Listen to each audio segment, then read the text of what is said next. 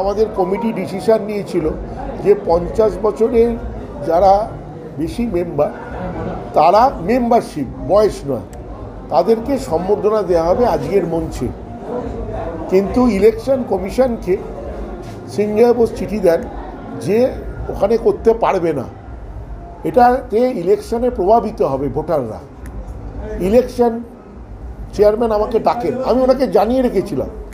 উনি বলেন ওনার চিঠি এসছে, আপনাকে আমরা অনুরোধ করছি যে আপনি এটাকে ডেফার করুন, ইলেকশনের পরে করুন। আমি তাতে ওনাকে বলি আপনি আমাকে লিখিত দিন। এখানে কমিটি একটা রেজলিউশন নিয়েছে, আমাকে কমিটিতে ফিরে যেতে হবে, কমিটিকে বলতে হবে যে এটা এক্সিকিউটিভ কমিটিকে ওরা ইলেকশন বোর্ড পাঠিয়েছে, সেই জন্য আমি করতে পারলাম না। তো ওনারা লিখিত গতকাল আমাকে পাঠিয়েছেন। কিন্তু আমি মনে করি আমাদের এই ম্যাচগুলো হারা দরকার ছিল। এই আইএসএল কাপ জেতা উচিত হয়নি, আইএসএল লিগ সিরিজ জেতা উচিত হয়নি, হকি চ্যাম্পিয়ন উচিত হয়নি। কারণ তাতে কিন্তু মেম্বাররা সাপোর্টাররা অনেক বেশি প্রভাবিত হয়। তাতে এই 50 বছরের আমি 15 জন বা 20 জনই ম্যাক্সিমাম হতো, তাদেরকে সম্বর্ধনা দিয়ে যতটা প্রভাবিত হয় জিতে কিন্তু অনেক বেশি প্রভাবিত হয়। আমার মনে হয় মনমানের সাফল্য না হলেই ওনারা বেশি খুশি হতেন। আমি যখন ক্ষমতায় ছিলাম আগে, তার আগেও এখনো আমি সবসময় সদস্যদের গ্রিটিংস কার্ড পাঠিয়েছি, তাদের সাথে যোগাযোগ রেখেছি। আমাকে অনেক কিছু বলতে চাইছেন ওনারা, কিন্তু ওরা আজকে যতদিন ইলেকশন হয়নি ততদিন কিন্তু সচিবের কোনো উইশ যেত না। এখন ফোন কলে উইশ যাচ্ছে, সব মেম্বারদের ডেকে পাঠানো হচ্ছে। ইলেকশনে কে ইউজ করছে কি সেটা সদস্যরাই বলতে পারবে। বলছে 50 বছরের ঊর্ধ্ব যারা মেম্বার তাদের সম্বর্ধনাটা আমি আটকে দিয়েছি। আমার বক্তব্য হচ্ছে 3 বছর ধরে ছিল, প্রচুর সময় ছিল। তাহলে সে আজকে এই ইলেকশন অ্যানাউন্স হওয়ার পরে পয়লা বৈশাখটা কেন চুজ করলো? যদি জিতে আসবে তো ধরে নিচ্ছে, যদি জিতে আসে 29শে জুলাই দেবে সংবর্ধনা। ইলেকশনের আগেই মনে হলো যে 50 বছরের মেম্বাররা আছে, আর সেটা নিয়ে আমি প্রতিবাদ করতে আমি আগেন্স হলাম। আর কি বোকা বোকা কথা! তাহলে সেলিব্রেশনের জন্য মোহনবাগান জেতা না জেতা, এগুলো মোহনবাগান ক্লাবের সচিব সে যদি এমনি বালখিল্য আচরণ করে, খুবই হাস্যকর ব্যাপার। 97 থেকে আমি ফুটবল কনভেনার আছি, তখন একটা মোহনবাগানের সাফল্য চলেছে না। ন্যাশনাল লিগ প্রথম বছর যে জয় করেছে মোহনবাগান সেটা 97 সালে। তারপরে 99-এ আমরা আবার জিতি, 2001-এ আবার জিতি, 2003-এ আবার জিতি, তার মধ্যে আমরা ফেড কাপ জিতি। সাফল্য তো চলেই চলেছে।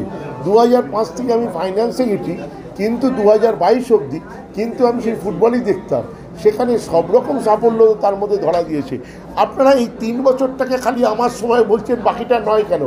আমি মনে করি কেউ যদি বলে এটা আমার সময়, তার চেয়ে বড় মিথ্যেবাদী আর কেউ হতে পারে না। এটা কোনো একজনের সময় হতে পারে না, এটা মিলিত চেষ্টাতেই তবেই এর ফল হয়। সেটা তখনকার যিনি সচিব বা সভাপতি ছিলেন তাদের নেতৃত্ব ছিল, আমরা সবাই কাজ করে সাফল্য এনেছি। এখন হয়তো আমাদের নেতৃত্ব আছে, কিন্তু সবাই মিলে কাজ করলে আমি একা কখনো কোনো কিছু করতে পারি না, পারবো না। ওটা আমি তো মিরাকেল করতে পারি না, আমি কর্ম খেটে যতটা পাওয়ার ততটাই আমি পাই। মোহনবাগানের ফুটবলের ধারাবাহিক সাফল্য লাস্ট 6 বছর ধরে হয়ে আসছে। এই টাই আপ এবং আপনারা জানেন যে মোহনবাগান সুপার জায়ান্টস হওয়ার পর থেকে ক্লাবের ফুটবলের রোলটা খুবই লিমিটেড।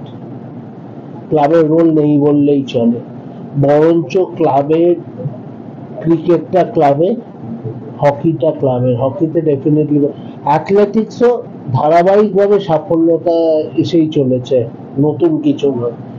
ক্রিকেটের সাফল্য ছিল, সেই সাফল্যটা প্রায় মুছে যাওয়ার জায়গায় গেছে। আশা করব এবছর সাফল্য পাবে ঠিক, কিন্তু আপাতত টিমের সাফল্য মুছে যাওয়া যায়। হ্যাঁ, হকিতে সাফল্য আছে। মিস্টার গোয়েঙ্কাকেও সেটাই আমি বলে রেখেছিলাম, এবং I am grateful to him. সেদিন উনি ডাইরেক্টলি আমাকে জিজ্ঞেস করলেন তুমি কবে নিয়ে যাবে, কালকে নিয়ে যাবে? Start your celebration from tomorrow, মানে সানডে। আমি বললাম sir I want it on Monday night. বললো ওয়াই, বললাম because our day is on Tuesday morning, Poila Boishakh, and that day the supporters come and we want to show them on that day. Then the enjoyment will start from that day and it will remain for there.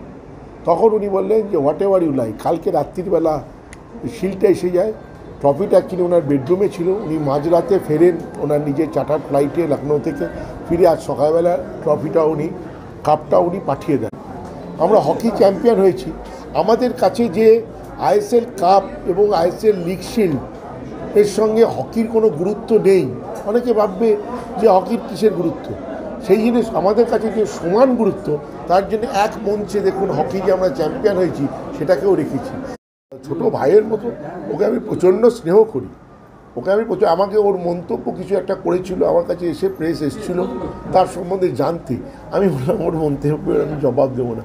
আমার ছোটো ভাইয়ের মতো, ওকে আমি প্রচণ্ড স্নেহ করি।